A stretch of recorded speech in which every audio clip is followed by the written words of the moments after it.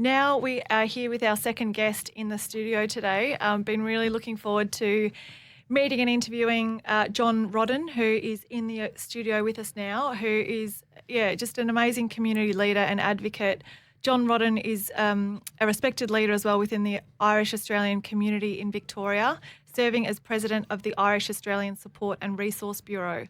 I was going to freestyle the introduction for you today, John, and say that you were a great singer and from Donegal and ask you to sing a few songs, but I thought I don't want to terrify you in case you don't know that I'm joking.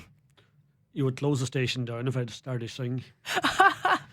Believe you me. Oh, terrible, terrible.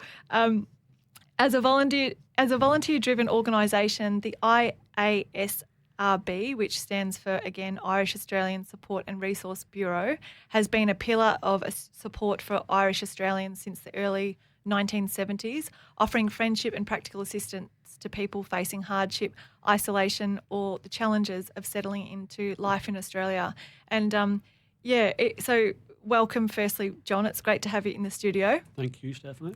And it was really inspiring to hear about the work of your organisation. I came to the Christmas lunch last year, and I actually didn't realise how much you guys do, particularly for older people in the community and really looking after them. So that was really beautiful to learn about that. And there's a lot of older people about every area. There's a lot of Irish spread out everywhere in Melbourne. So. Yeah, that's it. So just wanted to finish a bit of background here. You came out from Donegal when you were how old? I was 21 when I came out to Australia. 21 first. When you came out to Australia? Yeah, and then I went out on a working holiday, and I loved it so much. I went back home and applied to come back out permanently. And that took 6 years, and I didn't just come back out then with a suitcase, though. I came back out with a wife as well. So it was good times was ahead, and we never looked back since. Oh, that's amazing. So you went back to Ireland, you met a wife, and then... No, I actually met her out here in my working holiday. Oh, amazing. Yeah. So you met her when you were out here, and then you went home, and then you went came... back to London. Okay. Spent 11 years in London and came out here. Okay. So you came out here the first time, you met her, you went back to Ireland. Back to London. Back to London. Yeah, and then just by chance bumped into her again. Really? Yeah. Just by chance? Yeah. You bumped into pure her? bad luck, I'm telling you. But again, when you were out in Australia? No, in London. Oh, in London? In London. That is amazing. And then we got together and we're still together today. Wow, that is such a cool story. Meant to be. Oh, it gets funnier than that because we have a photograph of her grandfather and my grandmother at the same wedding in America. Oh my goodness. And they had a photograph in their house, or her uncle had it, and we have a similar photograph in our house. That is unbelievable. And we have one now out here. That is unreal. So just like you say, it's meant to be. Wow, there is very much a God orchestrating things. That story is incredible. Wow. So and you have children? We have two, yes. 2 children. How old are they? 21 and one will be 23 now in April. Oh, beautiful. And what are they doing? One of them's working as a dental assistant, and the other one's at university. Oh, amazing, amazing. So you came out here, you went back to London, you came out here again, and what were you doing then work-wise when you came back out here? I started working off I had a brother out here, and I worked with him for about a year and a half, and then I set up myself doing bricklaying. Doing bricklaying? Yeah. So I actually thought the last time I met you that you were doing the IASRB as president, like as your full-time role, but it's actually a volunteer role. It's a volunteer role, yes. Yeah, so that's quite amazing. Can you share a bit about what that entails? Well, it means when you're a volunteer, at least if you're getting paid, you turn off at 3 o'clock, but if you're a volunteer, you're up, it could be 3 o'clock in the morning, but there's a lot of work, but it is rewarding. When you see somebody coming in with troubles and you can spend 2 hours with them, you can spend 2 weeks with them, trying to get them back on track, and when you see the outcome and they walk away happy, it's a good feeling. So it's well worth it.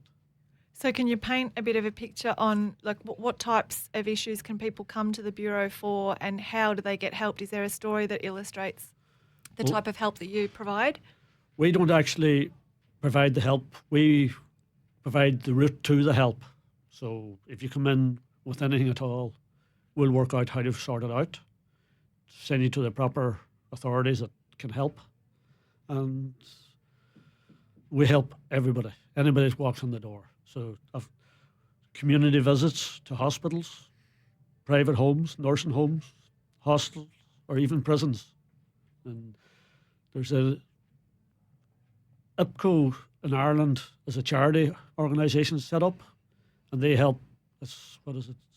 Irish Council for Prisoners Overseas, and they help the prisoners over here. They come over and check that their welfare's been all right and their mental health and everything's holding up, and they help the families at home as well, not just the prisoners, but the prisoners' families in Ireland. So that is a brilliant organisation. So we're involved with them. And we support and assist the elderly as well. That's why I got involved in the first place, the soft spot for the elderly, and liked hearing their stories. But we're going through a phase now that we want a 3-year plan. We're going to organise, try to get all the young ones involved. So hopefully that gets up and running. That's incredible. Just Catherine Clements that you just met, who we just interviewed on the radio show, the singer sessions that she does once a month at the Clifton Hill pub. When I was there just Wednesday gone, I couldn't stop thinking about how fantastic it would be if those guys went to retirement villages and nursing homes and played their music there. That would just bring so much life to those places, and imagine how much people would love it. It's funny you say that. We had a couple of lads come out from Belfast. Their daughter lives here, and she's involved with another radio programme, 3 Triple Said. And they come down, whether it could be here for 2-3 months, they come down every Tuesday to play for the elderly. Wow. And just to get the tram down, it could be an hour and a half travel for them each way. And they come down and they just see the good it does. And it cheers everybody up so much. Yeah, so yeah. It would be a good thing to go around all the homes and that. It'd be great to have a conversation with Catherine around that, because the idea, the thought wouldn't leave me. I nearly called her afterwards, but we finished at 10:30 saying, you got to go and get into nursing homes with that music. Yeah. But your organisation works across lots of nursing homes, don't you? Yes, and home care? Yeah, and we do a lot of outreach. So it's all to do with just making sure they're okay, and just hearing that Irish voice, the familiarness of it. And you find once you start going to visit them, sometimes they don't want you at the start. They're not comfortable. But then within a couple of weeks, they're waiting on you. Yeah, how beautiful. Sitting idle waiting on you to come in. Oh, how beautiful. Yeah, And because it's the Irish Australian Support and Resource Bureau, does that mean that they're all sort of Irish descendants that you look after, or is it open to Australians as well? It's Irish descendants. Irish descendants. Yeah. So say if you're second or third, fourth, fifth generation. You'll be all right, Steph. Yeah? Okay. We'll come knocking on your door someday. I hope you're still around when I'm sort of 90 or 100, or I hope I'm never in but yeah, because I think... Unfortunately, the people that come in our door needs help, so that's not... the part you want to be in. Exactly, yeah. Unless you come in as a volunteer. Yeah, exactly. Wow, so that is a few things crossed my mind as you were talking. One, which is completely random and off topic, but as you mentioned prisons, I just had this memory of meeting 2 people that ran different prisons around Ireland, my last trip in Ireland, and I was in this tiny little pub in Belfast, and one ran the Wicklow jail and the other one ran one in Cork, but he sort of overseed all of the prisons in Ireland. And just hearing, and then later on that trip I met a guy who actually supplies like netting for different purposes, and they'd asked him to do all the netting for the prisons because the people were sort of flying drones over the prison and dropping in the drugs and things. And I was like, that is so creative. And then the friend that I was talking to that does all the netting, he was saying they have to go back like once a month because they've now got drones that can drop a little flame and burn a hole through the netting and then they can drop it down. And I just thought that is so funny because it sort of like captures that like real cheekiness of the Irish. Listen, believe you me, if there's a rule to be broken, they'll break it. That's on that's an extreme level, but that's what I love. That's going on everywhere in the world, not just in Ireland. Yeah. I do love that about Irish culture, though. It's sort of people above rules, and where it's not hurting anybody, or when it's they do very much. They're very human centred. Yeah. Well, if I say rules are meant to be broken, so when it's for a good reason, it's yeah. So good. So just getting back to the Bureau, can you just share a bit about the other offerings for people? Like, what would your day-to-day sort of main business be? The day-to-day, listen, I'll be honest with you, the day-to-day running could change every day. It depends. Somebody could come in with a different issue at any time of the day, and you could spend 3 or 4 hours with them, and that just sets your whole programme back because the door's open. You can come in there at any time. But we assist with people to settle in Melbourne and give accommodation advice, which is badly needed now at the minute. The passports, funeral arrangements, what else? Social services, welfare services, Irish pensions. If you're entitled to an Irish pension, they'll help you fill out the forms and all that. That's so helpful for people, isn't it? Because that red tape stuff can push people over the edge. Oh, yeah, especially when you're elderly at that age, getting a pension. Yeah. And some of them never use the internet. So yeah. And I love the mission to offer respect, friendship and practical assistance to people in times of need, distress or transition. That's really beautiful. Yeah, that's well worded, all right.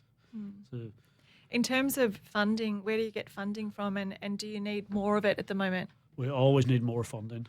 Because we get a lot of funding from the Irish government, so I'd like to give the Department of Foreign Affairs the Immigrant Support Programme. They support us quite valuable with a lot of money to help us keep going, and that pays the staff. There's 2 staff wages, an outreach worker and a coordinator, so that helps pay them. Without that funding, we just would not be able to keep going. There's no question there. So big shout out to the Immigrant Support Programme in Ireland. Yeah.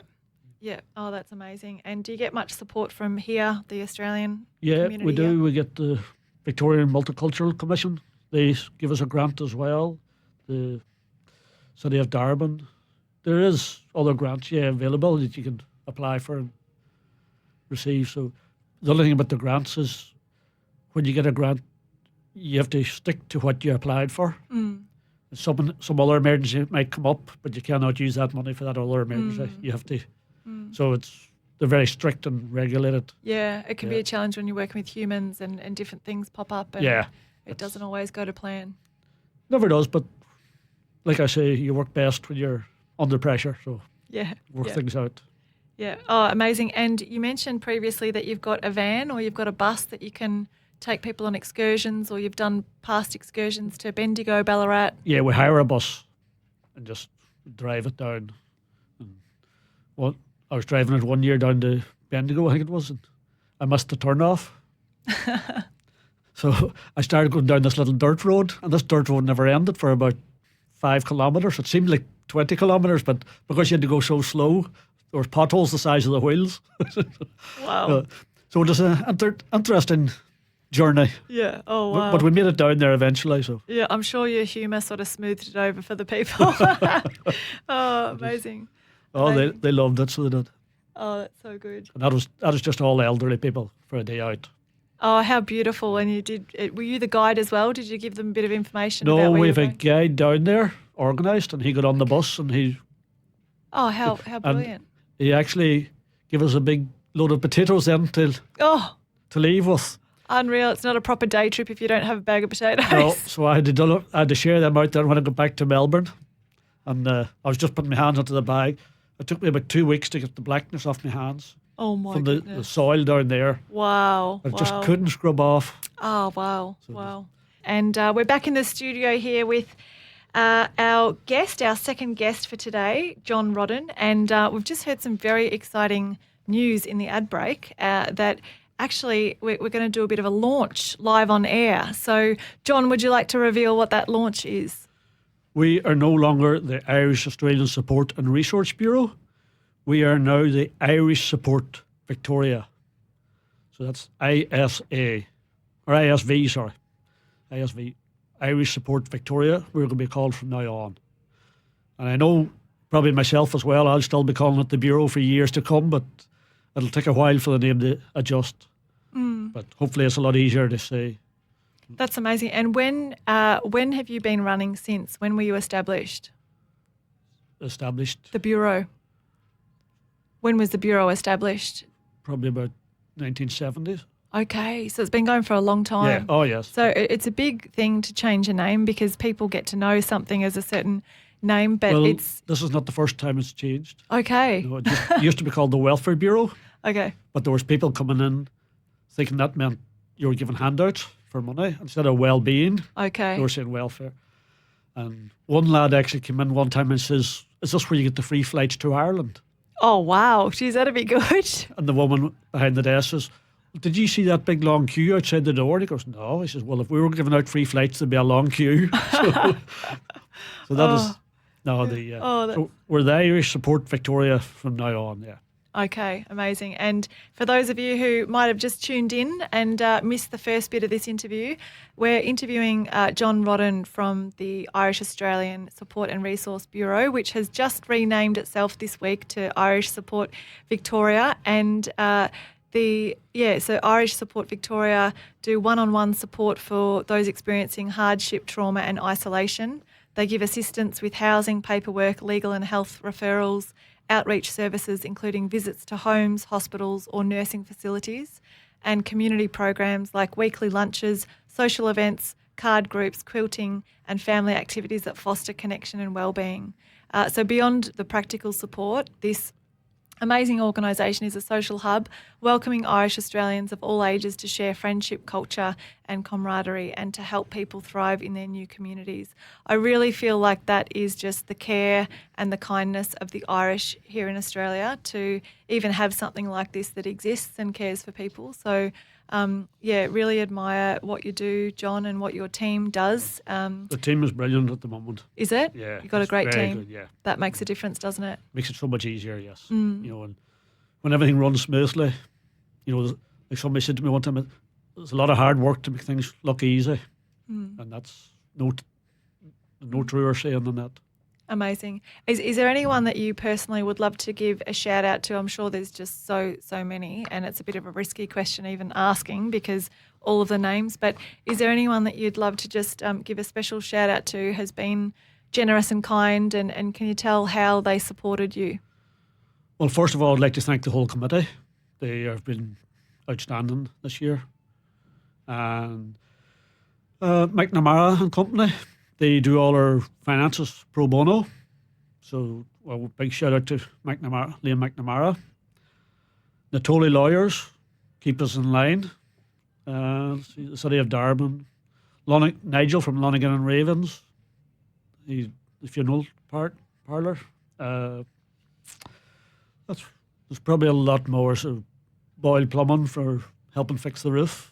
You know, the whole community gets together and helps us. So it's a big shout out to the whole community, really. You know, I shouldn't be naming any people individual because then other people say you didn't name us. Yeah, so that's right.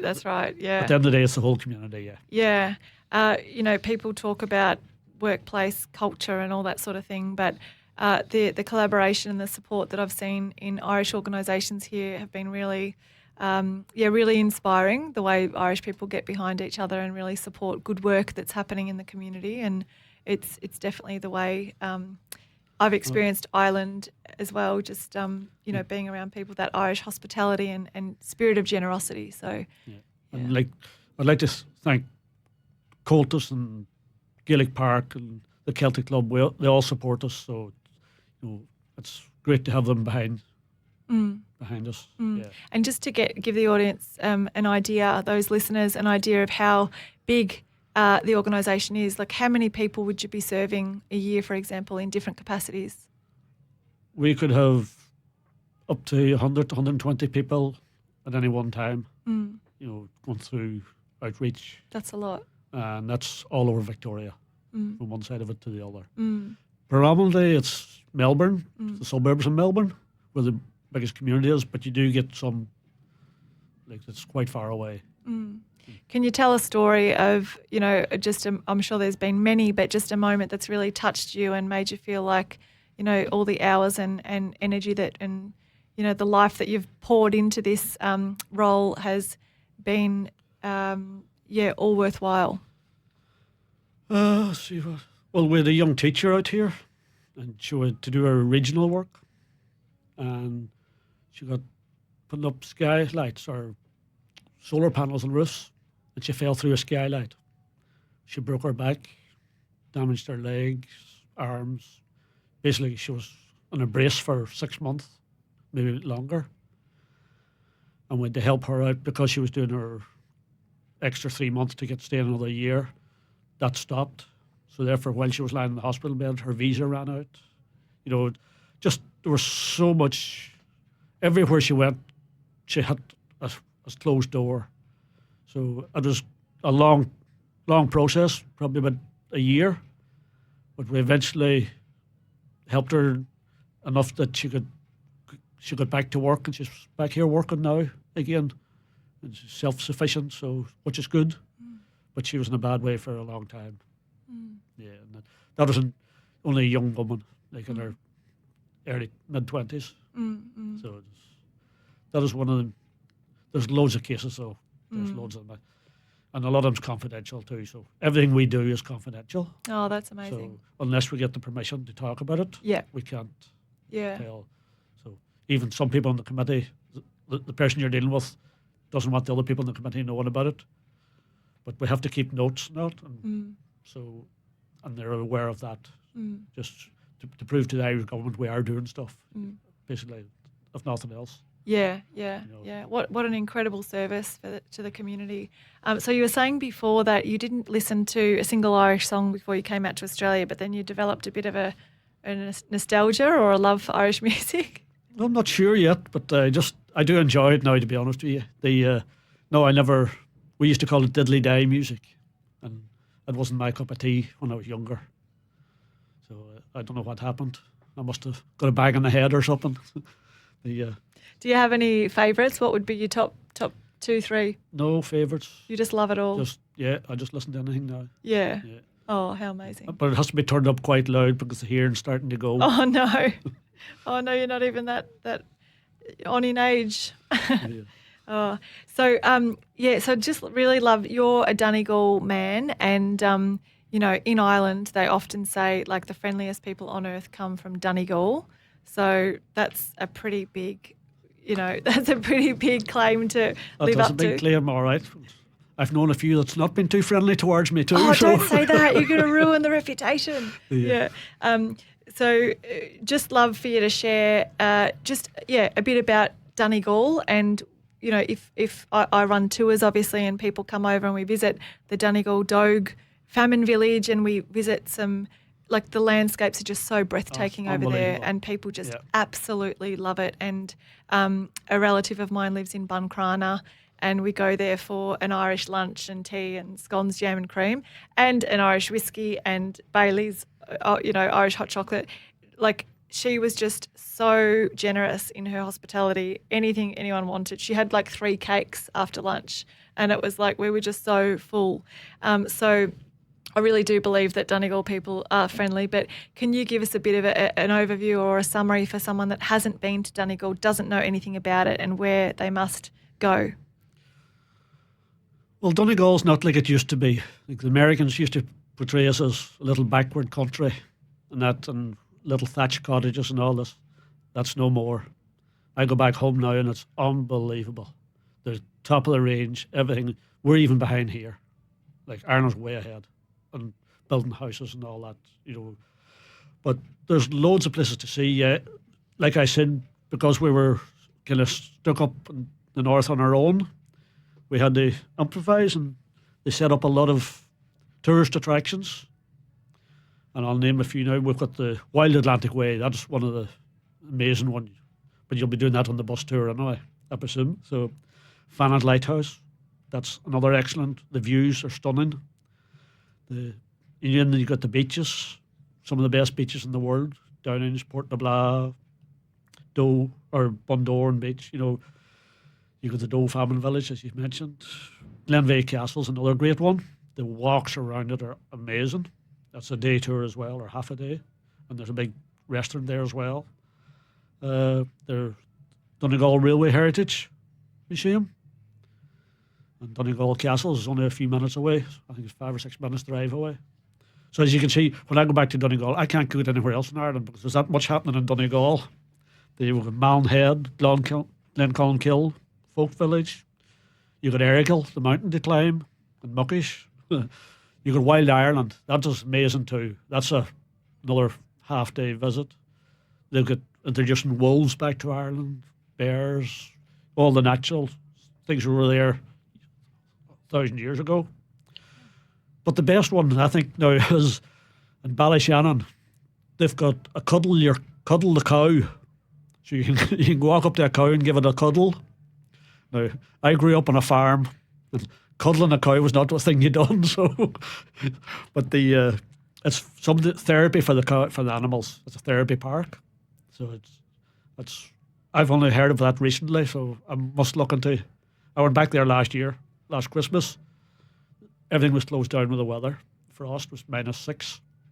So me or my son, we couldn't go to visit it. With all these plans, we couldn't see it.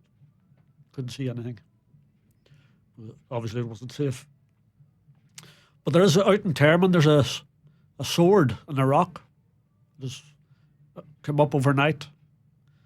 And I don't know whether it's a holy thing or what it is, but you can drive it. It's just beside the main road going between Termon and Creasla.